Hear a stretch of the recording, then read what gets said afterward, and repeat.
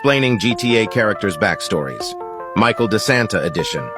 Michael was born in either 1965 or 1968, possibly in the Midwest, which would explain why he spent some of his criminal careers in North Yankton or on the East Coast. As a child, he did not have the luxuries and privileges that his own children have, and grew up in the deprived environment of a trailer park with his parents. Like Trevor and Franklin, Michael had a tough upbringing due to his alcoholic and physically abusive father, who later abandoned him. Michael's mother, who also abandoned him, was told numerous versions of why his father left, which included, but were not limited to, him skipping town, being run over by a train, and joining the Navy. In his high school years, Michael was an acclaimed quarterback for an all-state football team, even putting an amazing performance during his games, and occasionally had his picture in the local newspaper. Still, his temperament issues and constant injuries ultimately forced him to quit. As a young adult, Michael began a life of crime.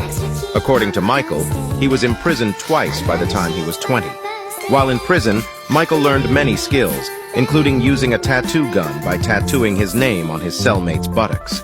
He committed his first robbery in 1988, where he managed to steal $10,000 from a small business on the outskirts of Carcer City. Michael perfected his criminal skills to become an expert marksman and efficient heist leader, despite his failures and shortcomings. During this period, he associated himself with Lester Crest, an exquisite planner who would later assist Michael in planning out heists and other tasks. Michael met Trevor Phillips while he was escorting cargo across the border. While Trevor waited to meet his unknown employer, he noticed not one but two dust trails coming up the road, although he was told there would only be one person meeting him with the cargo. Michael exited the first vehicle while an older civilian got out of the second. As it turned out, the more senior civilian had been carjacked by Michael. As Michael tried to make a hasty escape on foot, the older civilian attempted to get Trevor's attention on what had just happened. Trevor approached the civilian and fired a flare gun into the man's eye, brutally killing him. He and Michael dumped the body into a lake afterwards, which Trevor later described as horrible as the flare was still burning inside the man's skull. Trevor and Michael both threw up since the stench from the burning corpse remained. After noticing how well they worked together, Michael brought an aimless Trevor under his wing as a partner for various crimes he would commit. They were both somewhat successful in their profession. Still, Michael claims they were always impecunious and constantly on the run from the law, as Trevor's rage issues would cause him to murder someone in broad daylight. Michael's circumspection, foresight, and distinctive style of quoting from Solomon Richards films drew further attention, which caused him and Trevor to quickly leave town after completing a job. A few years later, Trevor met a fellow crook named Brad Snyder and introduced him to Michael. Michael and Brad never showed empathy for each other and often expressed mutual distaste and distrust when working together. According to Trevor, Brad planned at one point to cut off Michael and work solely with Trevor, but Trevor refused out of loyalty to the man who gave his life purpose.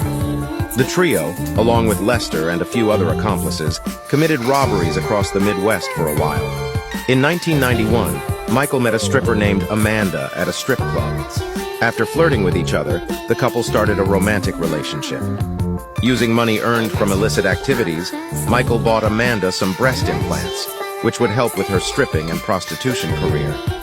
This led to Michael creating his own prostitution racket. After a few months of dating, Michael married Amanda and had two children, Tracy and Jimmy, and lived at a trailer park in the Midwest. Eventually, Michael began to question his criminal lifestyle, fearing for his family. This annoyed Trevor, who described him as soft. At some point in 2004, Michael met corrupt FIB agent Dave Norton. Fearing for his family's safety, Michael made a clandestine agreement with Norton to cut ties with Trevor and Brad in exchange for the ability to disappear and start a new life. By paying Norton a monthly 5-figure amount, Norton would relocate Michael and his family to Los Santos and provide them with new identities to start over. By accepting the deal with the FIB, Michael informed Norton of their upcoming robbery in Ludendorff, where Michael would pretend to be shot by Norton, while Norton would actually kill Trevor, whom he knew might come after him should he find out about his role in the plan, and arrest Brad. The plan would benefit both Michael and Norton. Whereas Michael will walk away with a clean slate, Norton would be given a career boost for taking down the supposed most wanted man in America. The staged robbery, however, was a disaster in execution after Trevor murdered a guard who held Michael at gunpoint, and when Michael, Brad, and Trevor were ambushed by over a dozen police officers ready to apprehend them.